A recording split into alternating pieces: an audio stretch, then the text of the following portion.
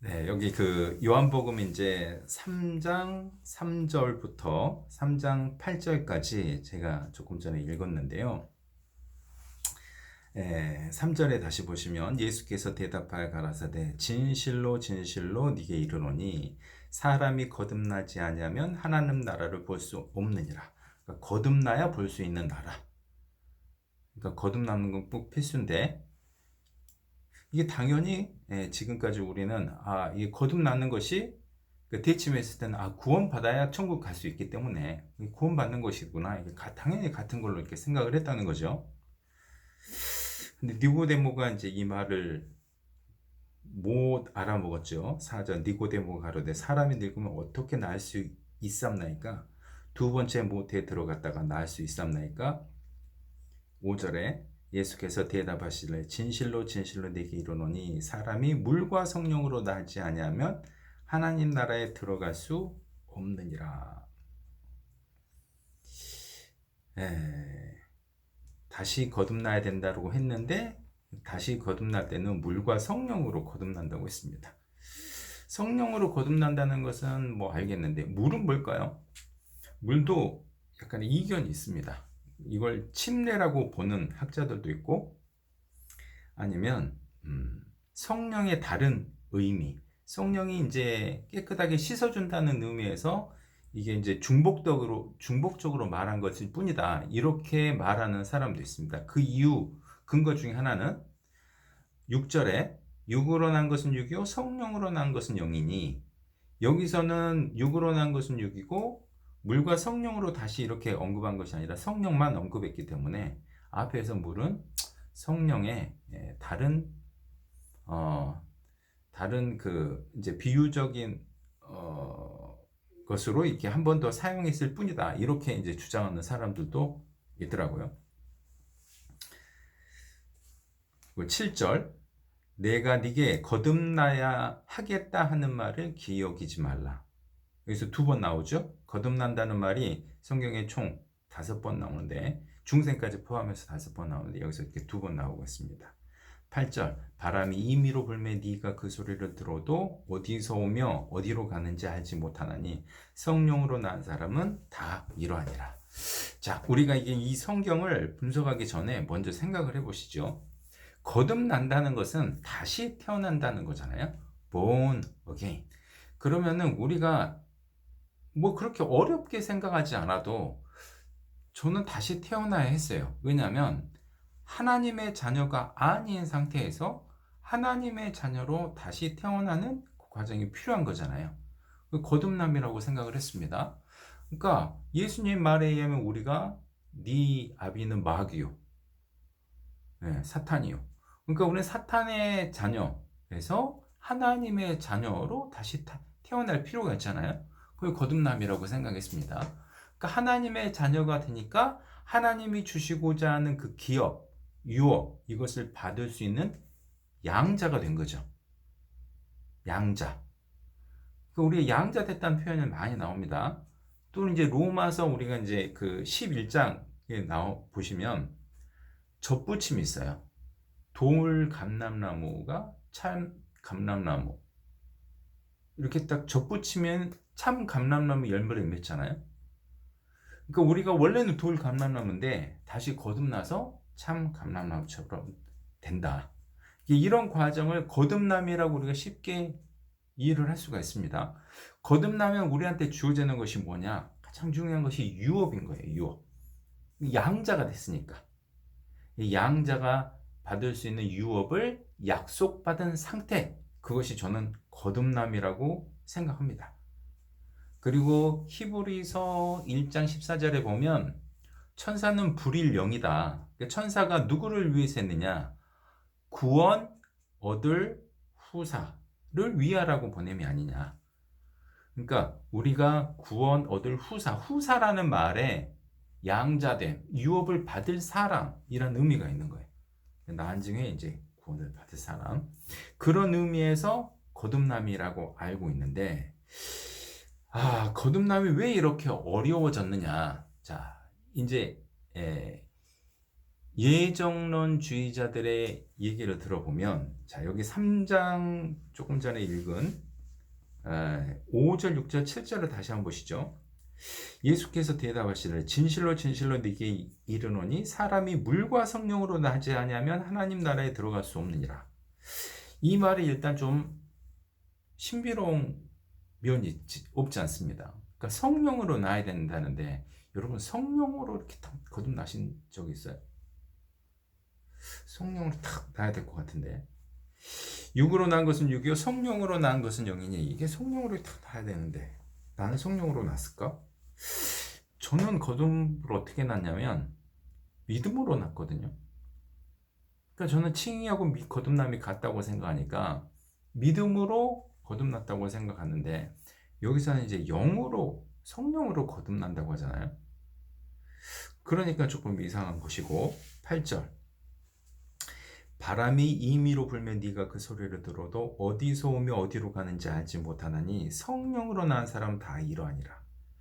이렇게 또 신비로운 얘기가 또 주어지는 거예요. 그러니까 바람이 어디서 불어서 어디로 가는지 모르는 것처럼 거듭난 사람도 이와 같다. 그러니까 이건 알 수가 없는 것이다. 그래서 이제 그 카페에 보면 거듭난 것은 자기가 알 수 있다, 없다, 이런 논쟁이 약간 있는 것 같더라고요. 여러분은 거듭난 것은 스스로 알 수 있습니까? 없습니까? 여러분이 알 수 있었는지 없었는지 모르겠지만 알 수 있는 게 맞을까, 없는 게 맞을까요? 예, 그 카페 논쟁 중에서 이제 그런 성경을 인용하려는 그런 분들이 계신 걸 아는데, 자 보세요. 예를 들면 십자가의 강도는 자기가 예수님을 믿었어요. 당신의 나라에 임하실 때 나를 기억하소서. 예수님을 믿었잖아요. 그럼 거듭났을까요? 거듭난 거거든요. 그래서 예수님께서 네가 오늘 낙원에 있으리라 이렇게 얘기를 한 거잖아요. 그러니까 오직 믿음으로 거듭나요. 믿음으로 의롭게 되고 믿음으로 구원받고. 근데 예수님을 믿었는데 그게 다 충분한 건지 어쩐지 본인은 잘 모를 수가 있다. 저는 이렇게 생각합니다. 정례 보고 나면 믿음으로 거듭나는 것이 맞는데, 내가 정말 내가 이 믿음으로 거듭난 것인가? 자기는 다 알지 못할 수가 있다.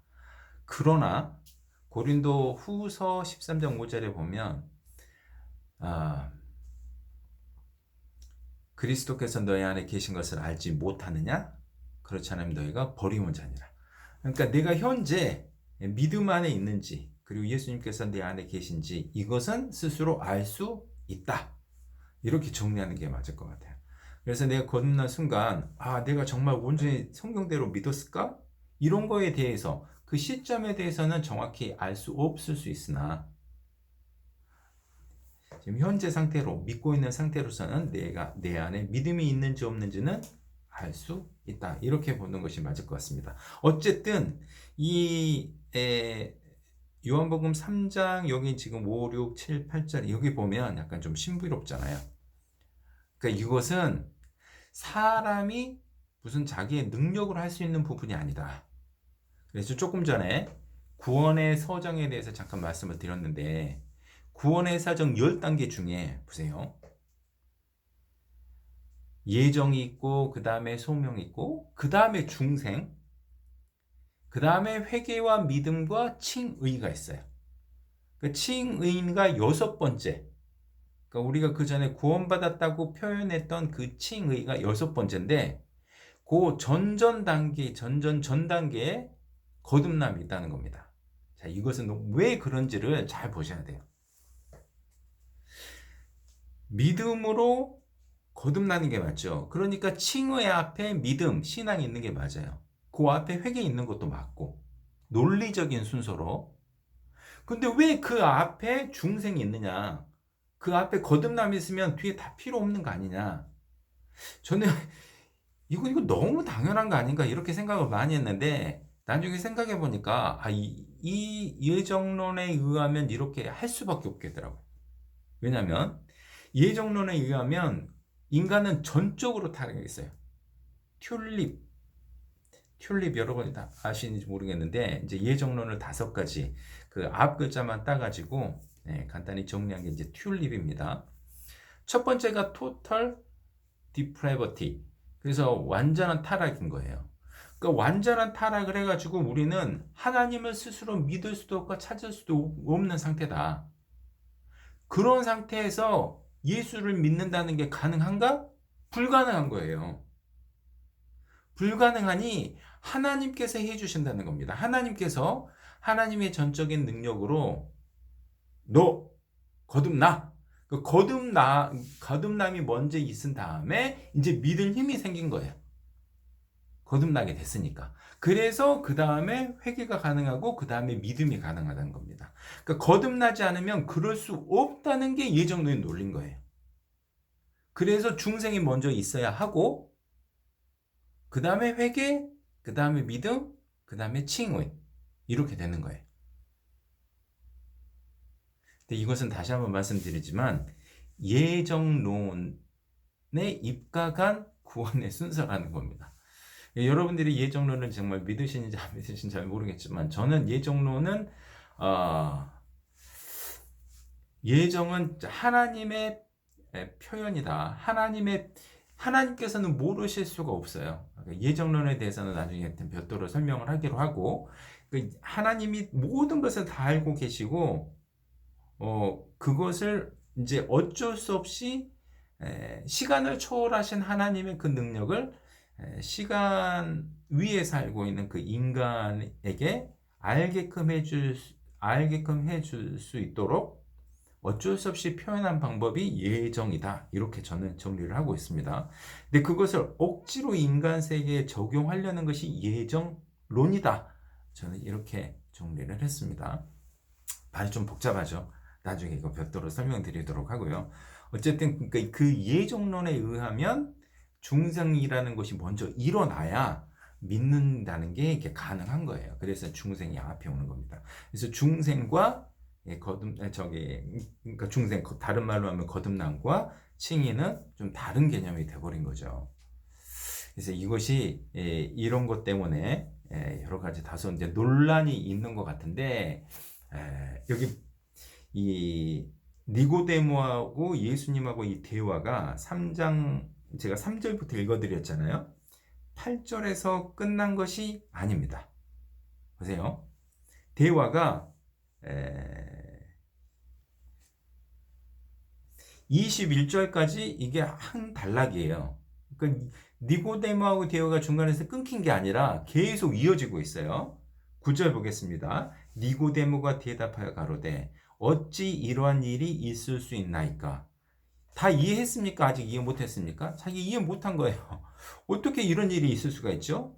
예수께서 가라사대 너는 이스라엘 선생으로서 이러한 일을 알지 못하느냐? 진실로 진실로 네게 이르노니 우리 아는 것을 말하고 본 것을 증거하노라. 그러나 너희가 우리 증거를 받지 않는도다. 내가 땅의 일을 말하여도 너희가 믿지 아니하거든. 하물며 하늘 일을 말하면 어떻게 믿겠느냐? 하늘에서 내려온 자 곧 인자 외에는 하늘에 올라간 자가 없느니라. 자, 여기까지는 조금 다소 어려운 부분이 있는데 오늘 주제는 이 부분을 다 해석하는 것이 아니니까 이건 좀 넘어가도록 하겠습니다. 그 다음에 얘기가 아직 안 끝났어요. 예수님께서 14절 모세가 광야에서 뱀을 든 것 같이 인자도 들려야 하리니 이는 저를 믿는 자마다 영생을 얻게 하려 하심이니라. 16절 너무나 유명하죠. 하나님이 세상을 이처럼 사랑하사 독생자를 주셨으니 이는 저를 믿는 자마다 멸망치 않고 영생을 얻게 하려 하심이니라. 18절 저를 믿는 자는 심판을 맞지 아니하는 것이요 믿지 아니하는 자는 하나님의 독생자의 이름을 믿지 아니하므로 벌써 심판을 받은 것이니라. 자, 15절, 16절의 영생에 대해서 얘기를 하고 있습니다. 이것이 지금 니고데모와의 대화까지 끝나지 않은 한 덩어리인 거예요. 그러면 니고데모하고 대화는 거듭남으로 시작했는데 마지막 후반부의 설명은 뭘로 마치고 있냐면 예수님을 믿어서 영생을 얻는 것이다.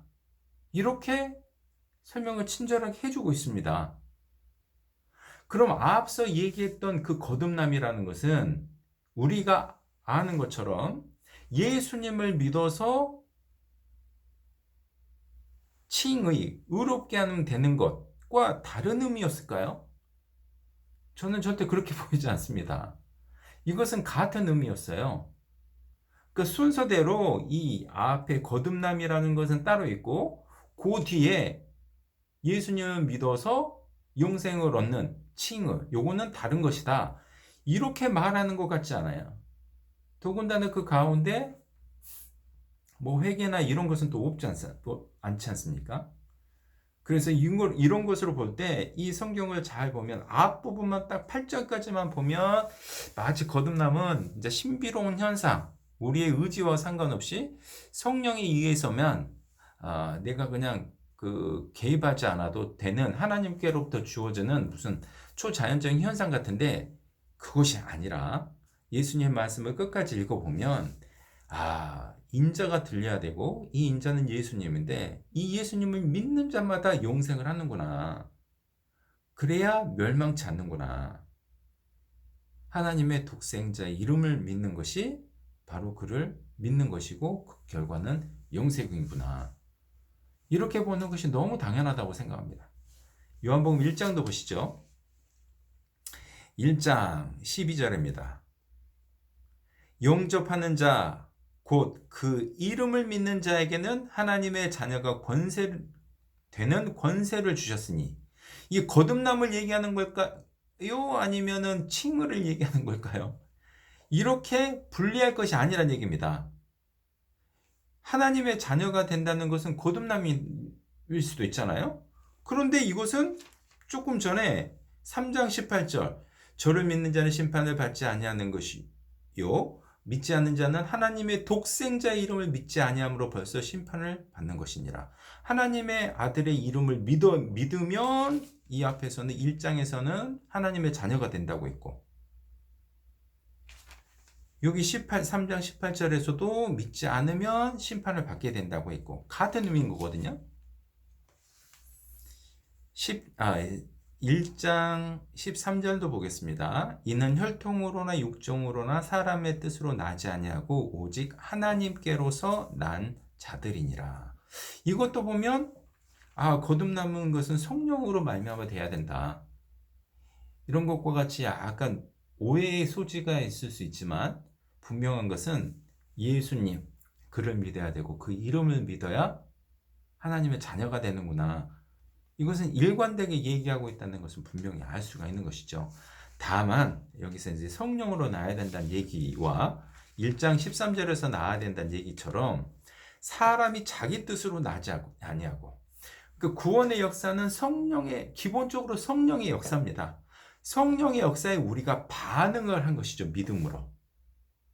하나님께서 성령을 보내서 거듭나야 된다. 계속 인도해 주시니까 우리가 거기에 반응을 해서 예수님 믿어야 되는구나. 이렇게 되는 것이지.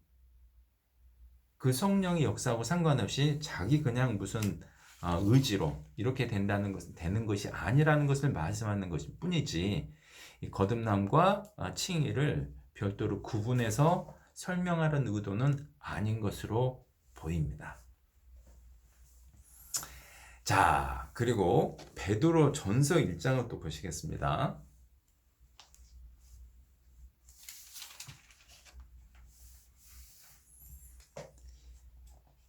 거듭난다는 말이 4번, 중생이 1번 나왔다고 했는데 베드로 전서 1장에 거듭난다는 말이 2번 나옵니다. 3절부터 제가 읽겠습니다. 찬송하리로다.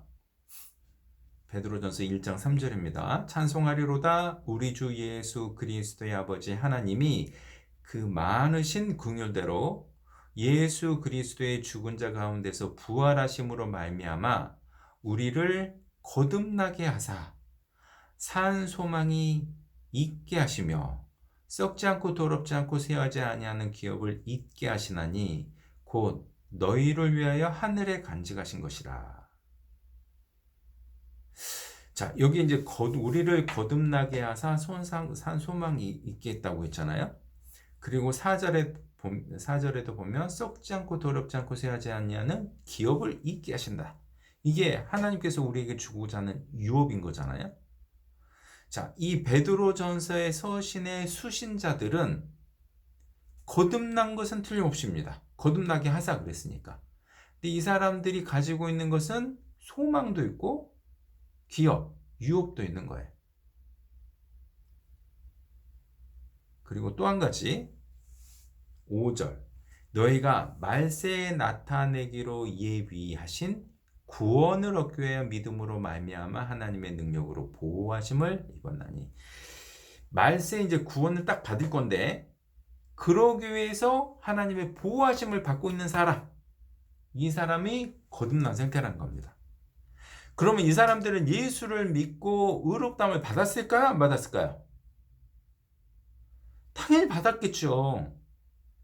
당연히 받았지 않습니까? 그래서 소망이 있는 것이고, 그래서 있는 기업을 갖고 있는 것이고, 그래서 말세에 나타나기로 예비하신 구원을 얻기로 예비된 거거든요. 그러니까 이게 여기서도 구원, 거듭남을 우리 소위 말하는 그 이제 믿음으로 의롭게 되는 것과 다른 것으로 얘기하지 않고 있다는 것이 중요합니다.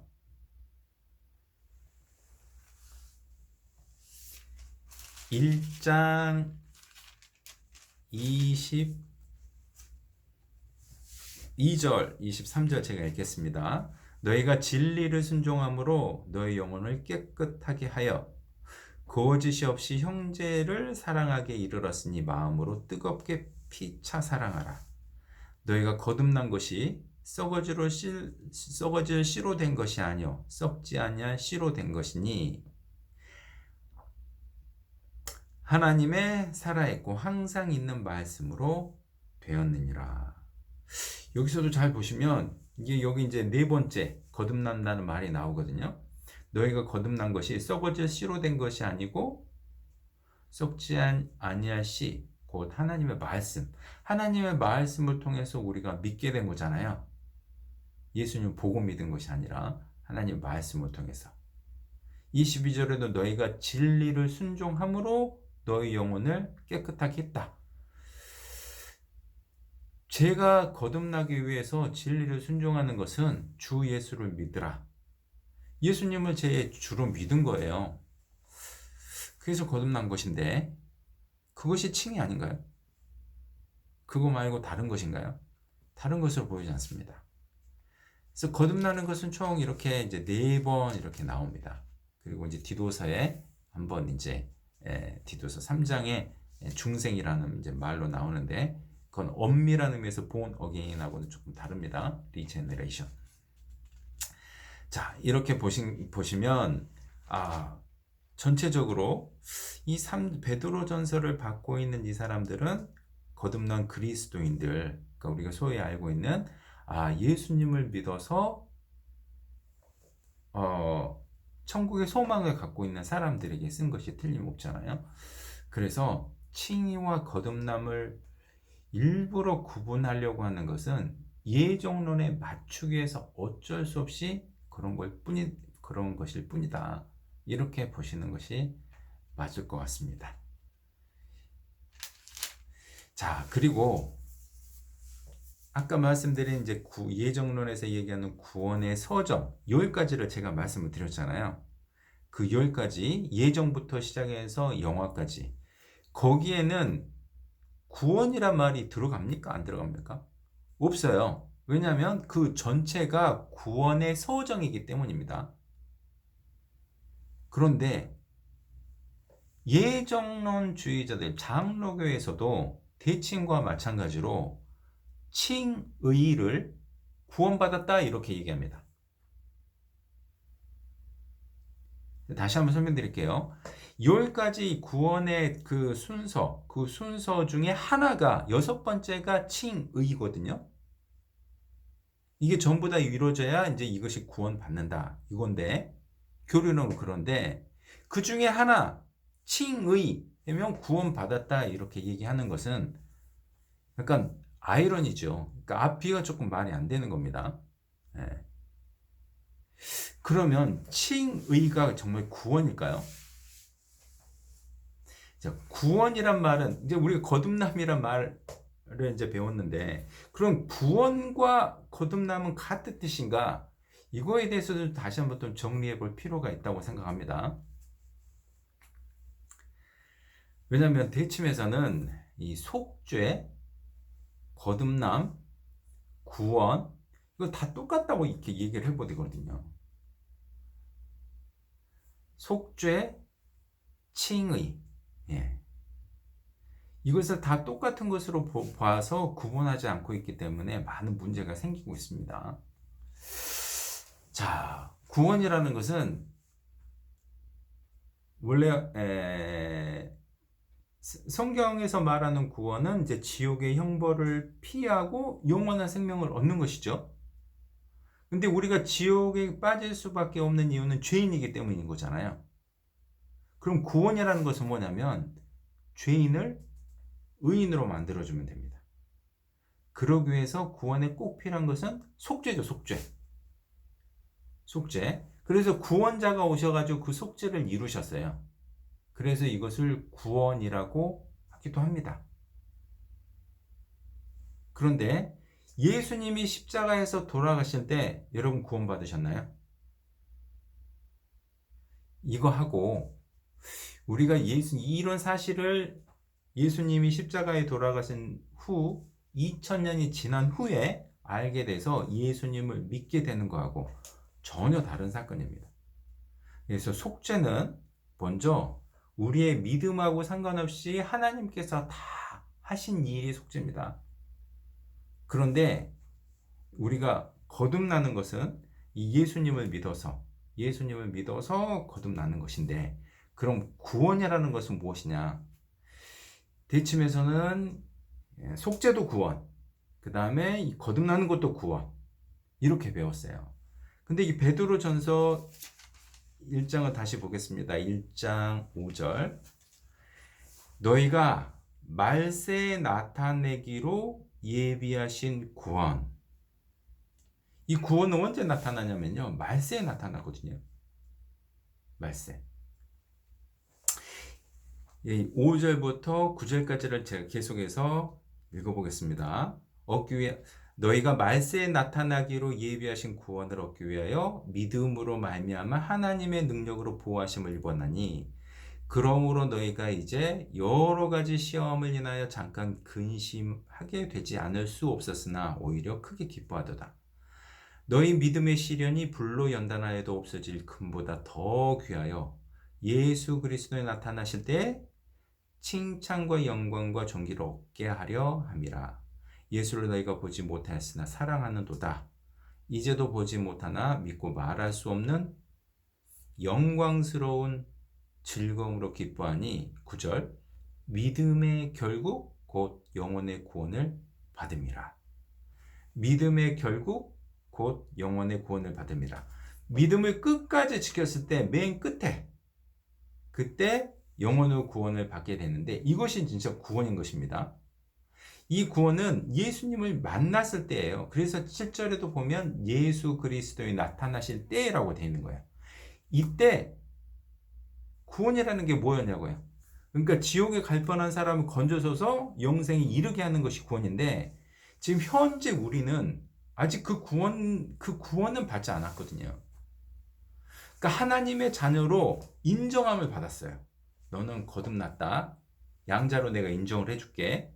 이것은 구원의 약속을 받은 것이지 구원 자체를 받은 것은 아니다. 이렇게 보는 것이 정확한 표현입니다. 제 예를 한번 들어보면, 그 남태평양에 투발루라는 섬이 있습니다. 투발루라는 섬. 그 섬이 왜 유명해졌냐면 작은 국가인데요. 인구가 10,000명밖에 안 돼요. 근데 투발루는 지금 온난화 때문에 해수면이 점점 올라가서 투발루란 나라가 없어질 지경이래요. 그래서 투발루란 나라가 좀 유명해졌는데, 제가 예를 하나 들어보겠습니다. 이건 하나 제가 만들어 놓은 예입니다. 투발루에서 일찍 미국으로 유학을 가가지고 거기서 크게 사업에 성공한 사람이 있었어요. 그런데 뭐 요즘 뉴스를 보니까 투발루는 점점 물에 잠기고 있대요. 그래서 다 거기서 떠나지 않으면 다 죽게 생겼는 거예요. 그래서 이 투발루에서 이제 이 유학을 그 돈을 많이 번 사람이 자기 민족을 위해서 거기 있는 사람이 모두 다 미국으로 이민 올 수 있도록 비행기를 이렇게 다 보내서 누구나 원하면 다 타게 오게끔 이렇게 준비를 다 했습니다. 그러니까 10,000명이라고 했죠. 인구가 10,000명 정도 되더라고요. 그래서 10,000명을 다 이제 태울 수 있는 그런 능력은 되니까 비행기를 보내려고 하는데 예약을 받는 거예요. 자, 올 사람 손 드세요. 그래가지고 다 이제 예약을 받는데 사실은 다 나와야 되거든요. 예를 든다면 그 사람은 거기 있다가는 다 죽기 때문에 그래서 비행기를 타고 다 와야 되는데 맨 처음에 걱정하고 맨 처음에 다 반기다가 일부 사람들은 너무 잘 됐다. 내가 이렇게 살다가는 여기서 다 죽는 거 아닌가 생각했는데 이 사람 때문에 우리가 사는 거구나. 하고 손을 번쩍 들고 비행기 타기로 예약을 했어요. 그리고 다른 사람도 맨 처음에 그랬는데 생각이 바뀐 거예요. 나는 그래도 여기 사는 게 좋은 것 같은데 그냥 나 여기 살다 죽을래 하고 그냥 거기 남기로 한 사람도 있었습니다. 그리고 이제 물이 점점 차기 전에 마지막 그 비행기를 한꺼번에 다 보내서 다 나오게 합니다. 자, 그러면 구원이라는 것을 제가 설명을 드리기 위해서 지금 이어발을 한번 들어본 건데 구원이라는 건 과연 언제 일어날까요? 1번, 그 미국으로 건너간 사업가가 비행기를 보내기로 결정을 했을 때. 2번, 나는 미국 갈 거야 하고 손 들고 비행기 예약을 했을 때. 3번, 비행기를 다 타고 미국으로 건너갔을 때. 몇 번이 구원입니까? 3번이 구원이죠. 당연히 3번이 구원인 거잖아요. 여러분, 투발루 사람은 자기가 예약을 했다고 해서 그게 구원이 아닙니다. 그 예를 들면 그 기업가가 비행기 보내서 다 살리자. 이것이 예수님께서 십자가에 이루신 공로인 거예요. 모든 사람들에게 사면을 선포를 했습니다. 여러분, 내가 다 의인으로 만들어 놨습니다. 누구나 원하면 이제 하나님의 자녀가 될 수 있습니다. 두 번째, 예약을 한다는 건 뭡니까? 저 믿을래요. 받을래요. 예수님을 믿는 거예요. 그것은 구원을 받은 것이 아니라 구원받을 약속을 받은 것이죠. 이것이 거듭남이고 이것이 칭의입니다. 그런 사람은 다 그 기업가의 능력으로 다 데려간다니까요. 그리고 세 번째가 정말 건너가는 구원이라고 할 수 있잖아요. 엄밀하게 말하면. 그런데 보세요. 어떤 사람은 비행기를 예약을 할 때 걱정하고 있다가 너무 좋은 거예요.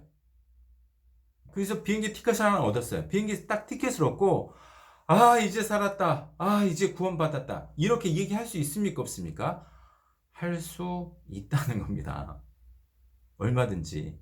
이게 너무 확실하니까. 그리고 자기는 너무 간절했기 때문에 그리고 이 사람에 대해서 확신이 있어요. 이 사람은 틀림없이 이 비행기 티켓만 확보를 하면 살려줄 것을 무조건 믿기 때문에 이 티켓을 받는 순간 나는 구원받았다. 이렇게 얘기할 수 있다고요. 근데 엄밀하게 말하면 구원은 나중에 비행기를 타고 미국 갈 때 일어나는 것이지만 그렇게 표현은 할 수 있는 것이다.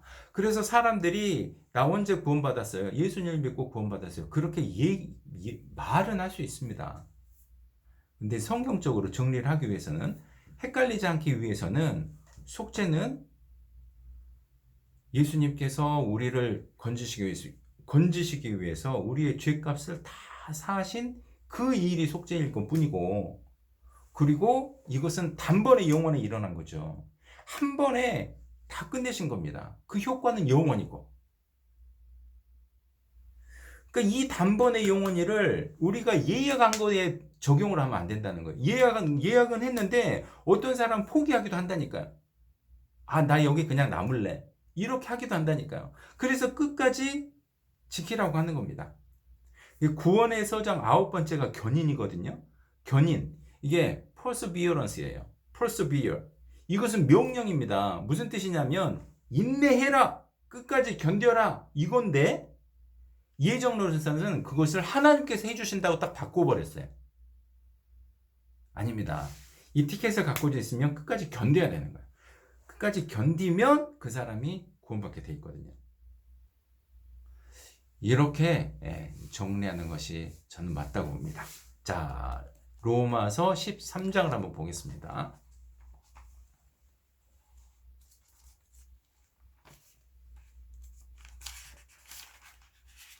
로마서 13장 11절 보시죠. 또한 너희가 이 시기를 알거니와 자다가 깰 때가 벌써 되었으니 이는 이제 우리의 구원이 처음 믿을 때보다 가까웠음이라. 여기 보시면 두 가지 시점이 달리 나와요. 우리의 구원이라는 말이 있고 처음 믿을 때가 있어요. 처음 믿을 때가 바로 예약할 때잖아요. 비행기 예약할 때. 예수님을 믿을 때잖아요. 근데 그 구원, 이건 만세에 나타나는 구원이 가까워졌다. 이런 뜻입니다. 한 구절 더 보겠습니다. 히브리서 10장 보시죠.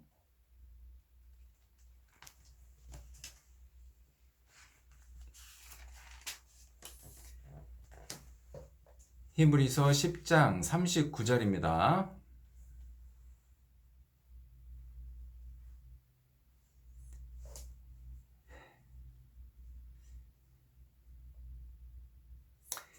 우리는 뒤로 물러가 침륜에 빠질 자가 아니요.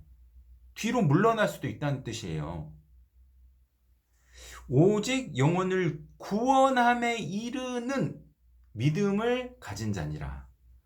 영혼의 구원함을 이루는 구원이 앞으로 미래에 일어나거든요. 근데 그 구원에 이르는 그 믿음을 우리가 갖고 있을 뿐인 거예요. 이 믿음을 갖고 있는 사람이 그리스도인인 것이죠. 그래서 구원의 시점과 믿음을 갖고 있는 시점은 달리 보시는 게 정확합니다. 여기 36절부터 보시죠. 너희에게 인내가 필요하면 너희가 하나님의 뜻을 행한 후에 약속을 받기 위함이라. 약속, 구원의 약속을 받은 거예요. 그 상태가 우리다. 그러기 위해서는 우리가 인내가 필요하다. 37절 잠시 잠깐 후면 오실 이가 오시리니 지체하지 아니하시리라. 38절 오직 나의 의인은 믿음으로 말미암아 살리라. 또 뒤로 물러가면 내 마음이 저를 기뻐하지 아니하리라. 이게 바로 믿음과 구원을 정리할 수 있는 명쾌한 구절이라고 생각합니다. 자, 오늘 제가 거듭남에 대해서 다소 여기저기서 논란이 있는 것 같아서 다시 한번 좀 거듭남의 의미에 대해서 정리를 하려고 했고요. 또 속죄와 거듭남, 그리고 영화, 이것은 구원, 이것은 각각 다른 것이다. 이거 다시 한번 정리를 하려고 제가 노력을 했습니다. 왜냐하면 이런 말들이 제가 그 카페에서도 보니까요. 자칫 잘못하면 막 혼동스러울 것 같더라고요. 사람들이. 내가 잘못 알고 있나? 이런 생각이 들 수도 있고, 내가 믿는 것이 아니었나? 처음부터 다시 해야 되나? 이런 생각이 얼마든지 들 수 있겠더라고요. 그래서 이런 것으로도 넘어질 수 있는 가능성이 있어서 아주 기초적인 부분이기도 하지만 우리 모두에게 필요한 말씀이 되었으면 좋겠다는 마음으로 준비를 했습니다. 그래서 구원의 의미로 보면 속죄는 예수님께 이루신 그 구원의 대중적인 선포인 것이고, 칭의, 이것이 이 구원을 개인적으로 약속받은 사건이라고 보시면 된 것 같습니다. 이것이 바로 거듭남이고, 영화, 이것이 나중에 우리가 맞게 될, 예수님을 만나게 될, 실제로 경험하게 될 구원, 이렇게 정리하는 것이 맞지 않을까 싶습니다.